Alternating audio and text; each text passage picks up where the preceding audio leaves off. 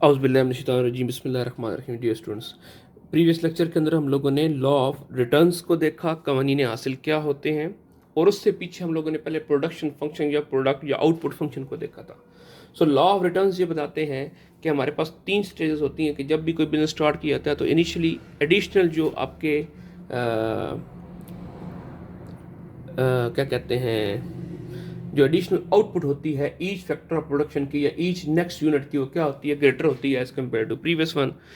फिर दूसरी स्टेज क्या होती है कि जो आपको एडिशनल आउटपुट मिलती है वो इट रिमेन्स सेम, जैसे आप क्या करते हैं, you keep on implying the next factors of production units. और आखिर में क्या होता है जी, एडिशनल आउटपुट जो होती है मीन जो marginal product, additional output mean marginal product जो होती है वो क्या होती है जी, कम होनी शुरू हो जाती है। फिर उसके बाद हमने इन तीनों स्टेज के नाम बताए थे कि जिस वक्त additional output mean marginal product increase कर रही हो तो लॉ ऑफ इंक्रीजिंग रिटर्न होगा।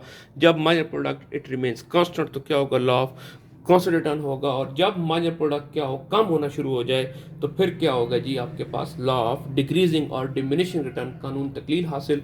और ये हमने बताया था कि ये बड़ा इंपॉर्टेंट लॉ है, इसको अल्फ्रेड मार्शल ने दिया है, इसकी इकोनॉमिक्स के अंदर बहुत सारी एप्लीकेबिलिटी है, और इसकी हमने आपको अलग से भूल गए थे हम, फिर हमने आपको अलग से इसकी अजम्पशंस भी बताई थी। चलें जी, आज के जो हमारा टॉपिक है, हमने क्या करना है जी, इन तीनों जो हमारे पास लॉज हैं इनको कंबाइन हमने एक ही डायग्राम में से एक्सप्लेन करना है। तो चलते हैं जी आज के टॉपिक की तरफ। ओके जी, सो हम लोग इसको एक्सप्लेन करने लगे हैं। शुरू में आपने एक ही चीज़ बतानी है, और वो क्या बतानी है कि हम कह रहे हैं जो हमारी आउटपुट है, जो क्वांटिटी है, ये it is function of labour and, चलें जी, लेबर एंड कैपिटल। ये किस किस का फंक्शन है, लेबर एंड कैपिटल का। मतलब क्या है, जो बाकी तमाम आपके फैक्टर्स ऑफ प्रोडक्शन है वो आपके कांस्टेंट रहेंगे। सही है, ओके जी। तो जो हमने एक टेबल बना ली है, यहाँ पे हम लोग कहते हैं ये जी हमारे पास हैं, फॉर एग्जांपल चलो इधर लिखते हैं जी, units of labour and capital. ठीक है जी, ये हमारे पास जो कॉलम है टोटल प्रोडक्ट का है, और ये जो हमारे पास कॉलम है ये मार्जिनल प्रोडक्ट का है। तो इसको उर्दू में साथ बताएं तो इसको हम कह सकते हैं कि मेहनत सरमाए की इकाइयाँ। ये हमारे पास कुल हासिल या कुल पैदावार है,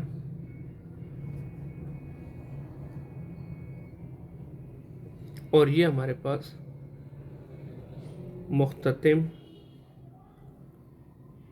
पैदावार है। ठीक है जी, आपने काम वही करना है। सबसे पहले आपने क्या करना है, और देखिए हमने यहाँ पे तीन स्टेजेस बतानी है, पहले इंक्रीजिंग रिटर्न, फिर कांस्टेंट, फिर डिक्रीजिंग, तरतीब में चलना है। सही है। अब करना क्या है आपने, आप इसको यूं करें, सबसे पहले इंक्रीज रिटर्न को बनाएं।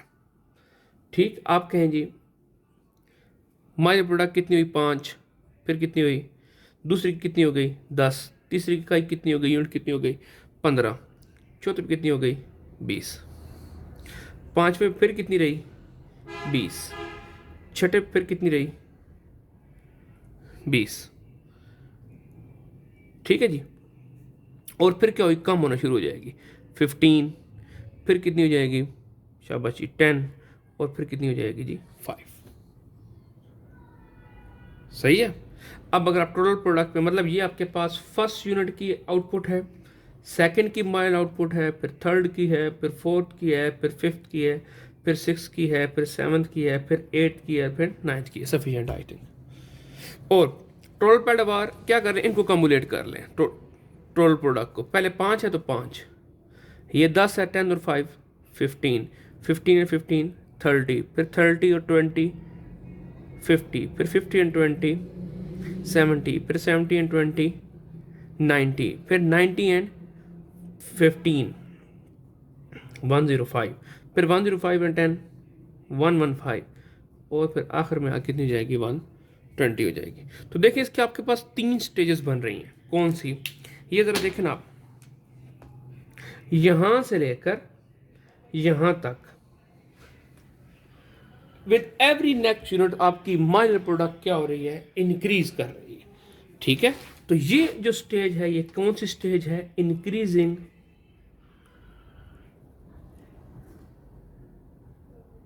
रिटर्न की स्टेज। फिर यहाँ पे देखिए 20, फिर 20, फिर 20, यहाँ पे आपके पास माइनर प्रोडक्ट का क्या हो गई है, कांस्टेंट हो गई है। तो ये आपके पास कौन सी स्टेज है, कांस्टेंट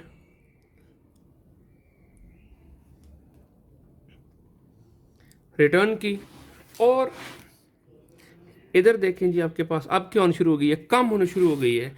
तो ये आपके पास जो फेज है ये कौन सी है, डिक्रीजिंग रिटर्न की। जल्दी से इसको रिवाइज कर लें। इंक्रीजिंग रिटर्न क्या होता है जी, इंक्रीजिंग रिटर्न ये हमने आपको बताया था, when additional output of each next item keep on increasing, हर अगले आइटम की, बल्कि आइटम की जगह भी क्या लिखना चाहिए, नेक्स्ट फैक्टर या नेक्स्ट यूनिट ऑफ फैक्टर क्या हो, इंक्रीज करती चली जाए। तो इसे हम क्या बोलते हैं, ये कौन सा है जो हमारे पास लॉ ऑफ इंक्रीजिंग रिटर्न है। और ये हमने यहाँ पे लॉ ऑफ इंक्रीजिंग रिटर्न को डिफाइन भी किया था। So when the units of variable input factor are increase, the marginal productivity also increases, mean the marginal product of every next unit of input factor of production is greater than the previous one। तो ये क्या हो जाएगी, कौन सा phase हो जाएगा, law of increasing return वाला फेज हो जाएगा। और जब क्या हो, when the marginal product of the successive next unit, ये शर्त के लगातार लग रहे हो, क्या हो जी, इट रिमेन्स द सेम, वो उनमें कोई चेंज ना आए, mean there is a proportionate increase in your total product. तो फिर ये कौन सा होगा, लॉ ऑफ कांस्टेंट रिटर्न होगा। और लॉ ऑफ डिक्रीजिंग रिटर्न क्या है, when the marginal product of every next unit of variable input factor of production is decreasing, is lower than the previous one। तो उसे क्या कहेंगे, law of decreasing return, या इसको एल्फ्रेड मार्शल के words में कहें, so when the marginal productivity in increasing in the या increase in marginal productivity is less than proportionate increase हो total product के अंदर, mean marginal product of every next item वो क्या हो, कम हो प्रीवियस से। तो हमने ये कहा था कि minor product of second labour is great less than the minor product of first labour, इस तरह minor product of third labour is less than the second labour, and so on so fourth. ठीक है, तो ये जल्दी से हम लोगों ने आपको पीके भी दे दिया, प्रीवियस नॉलेज भी दे दिया।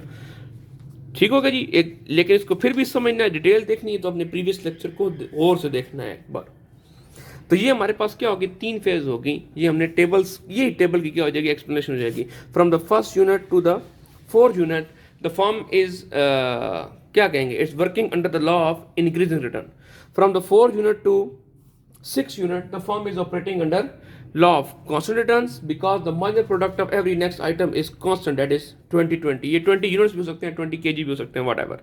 और उसके बाद क्या हो सकता है जी, from the six unit to the ninth unit क्या हो रहा है जी, ये ऑपरेट कर रहे हैं under law of increasing return. क्यों, because the marginal product of every next item is lower than the previous one, या इसको less than proportionate Alfred Marshall के हिसाब से कहें तो क्या होगा जी, लेस देन प्रोपोर्शनेट इंक्रीज हो रहा है। देखें कैसे, 70 से 90 था ना, 20 का इंक्रीज हुआ, फिर 90 से 105 इंक्रीज हुआ लेकिन कम इंक्रीज हुआ, फिर 105 से 115 इंक्रीज हुआ लेकिन क्या हुआ है, कम इंक्रीज हुआ। ये ज़हन में रहे बात, जब तक marginal product greater than zero रहेगी आपकी टोटल प्रोडक्ट बढ़ेगी। हम इन तीन लॉज में बात करते हैं कि वो जो इंक्रीज होगा वो कितना होगा, मोर देन प्रोपोर्शनेट होगा, इक्वल प्रोपोर्शनेट होगा, या लेस देन प्रोपोर्शनेट होगा। ठीक है जी, चलेंगे अब इसकी डायग्राम बनाते हैं, उसको हम एक्सप्लेन करते हैं डायग्राम के जरिए। ले जी, हमारे पास एक्स एक्सेस आ गया, हम लोग एक्स एक्सेस के ऊपर क्या लेंगे जी, units of labour and capital. हमेशा अपने इंडिपेंडेंट वेरिएबल को आपने यहाँ पे लेना है, और यहाँ पे अब आपने सिर्फ मार्जिनल प्रोडक्ट को ग्राफ करना है। ठीक है जी,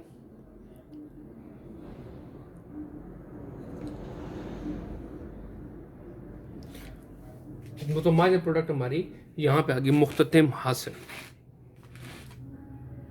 ठीक है जी, बल्कि इसको आप प्रोडक्ट की जगह भी क्या कहें, रिटर्न्स कहें तो ज़्यादा बेहतर रहेगा। सही है, और यहाँ भी आप इसको मार्जिनल रिटर्न कर ले, रेवेन्यू नहीं है ये। ठीक है जी, और टोटल रिटर्न जो प्रोडक्ट कर लें, ठीक, कुल पैदावार। चलें जी, ओके जी, हमारे पास 9 यूनिट तक गए हम लोग, तो यहाँ पे यूनिट ले लेते हैं हम लोग।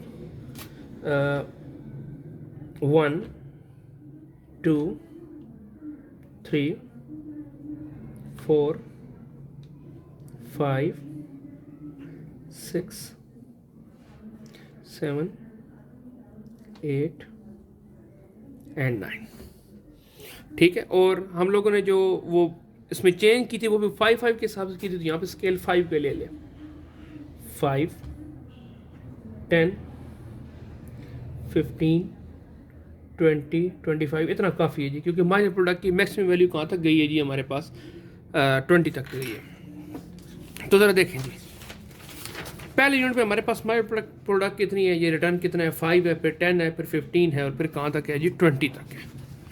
तो पहले पे देखें जी हमारे पास कहाँ पे है, 5। सेकंड में हमारे पास कितना है जी, 10, तो यहाँ से 10 को मिलाया, यहाँ से हमारे पास कितना है 15, और फोर्थ पे कितना है जी हमारे पास 20।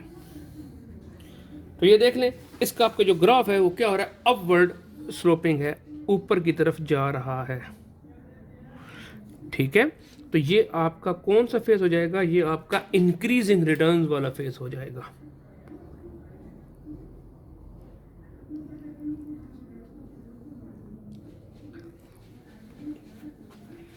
ठीक है जी। फिर आगे देखेंगे हमारे पास क्या है, 4 तक हो गया 20, 5th पे 20 है, और 6th पे भी क्या है 20 है, 4th पे 20 है।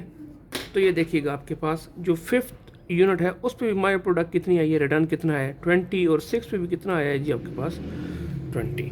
तो ये जो आपके पास यहाँ से लेके यहाँ तक ये जो खत है, ये जो कर्व है, ये आपकी किसको शो कर रही है, कांस्टेंट रिटर्न्स को शो कर रही है। सही हो गया। और उसके बाद क्या हुआ, इसने डिक्रीज करना शुरू कर दिया है। देखें जी, 7 पे 15 है, फिर 8 पे 10 है, और 9 पे कितना है जी, यूनिट पे 5 मार्जिनल रिटर्न या प्रोडक्ट हमें मिली है। तो देखें जी 7 पे कितनी मिल रही है जी हमें 15, ये 15 को यहाँ से बढ़ाएंगे, 7 को यहाँ से बढ़ाएंगे, जहाँ ये दोनों मिलेंगे वहाँ पे आपके पास पॉइंट आ जाएगा। 8 के ऊपर आपके पास कितना है जी 10, तो ये 10 वाली लाइन है, और 9 फिर कितना है जी हमारे पास 5 है, ठीक है जी। सो इन तीनों पॉइंट्स को अगर आप आपस में क्या कर दें, मिला दें, ये लें जी। तो ये जो हिस्सा आपके पास है, ये आपके पास डिक्रीजिंग रिटर्न वाला हिस्सा है। अब आप क्या कर सकते हैं, इस ग्राफ को आसानी से एक्सप्लेन कर सकते हैं। आप क्या इसको पॉइंट को नाम देते हैं, from point A to point B कौन सा लॉ ऑपरेट हो रहा है, increasing return. From point B to point C, इस पॉइंट को कौन सा लॉ ऑपरेट हो रहा है, कांस्टेंट रिटर्न। और from point C to point D आपका कौन सा लॉ ऑपरेट हो रहा है, डिक्रीजिंग रिटर्न। नीचे की तरफ है, ये ऊपर की तरफ है, और ये कांस्टेंट है, पैरेलल टू एक्स एक्सिस है, हॉरिजॉन्टल एक्सिस के क्या है, पैरेलल है, ठीक है जी। आपने डायग्राम को एक्सप्लेन कर लेना है कि हमने एक्स एक्सिस पे क्या लिया, वाई एक्सिस पे के ऊपर क्या लिया। ये हमने जो कर्व बनाई, इसमें जनाब पॉइंट ए से लेके पॉइंट बी तक हर अगली इकाई की जो मुख्ततिम पैदावार है, marginal product of every next unit is greater than the previous one. From point B to point C, ये जो 3 पॉइंट्स आपके पास हैं, इन तीनों पॉइंट के ऊपर क्या है, the marginal product of each point is constant, mean unit of input factor of production आप इंक्रीज कर भी रहे हैं तो मार्जिनल प्रोडक्ट क्या हो रही है, ना गिर रही है ना बढ़ रही है। और from point C to point D क्या हो रहा है, the marginal product of every next जो यूनिट है उसको आपके पास क्या हो रहा है, डिक्रीज होता चला जा रहा है। तो ये जी हमारे पास हमने इनको क्या किया, कंबाइंड एक्सप्लेन कर दिया। तो लॉ ऑफ रिटर्न्स हमारे पास क्या हो गया जी, कंप्लीट हो गया। अगले लेक्चर तक के लिए अल्लाह हाफिज़।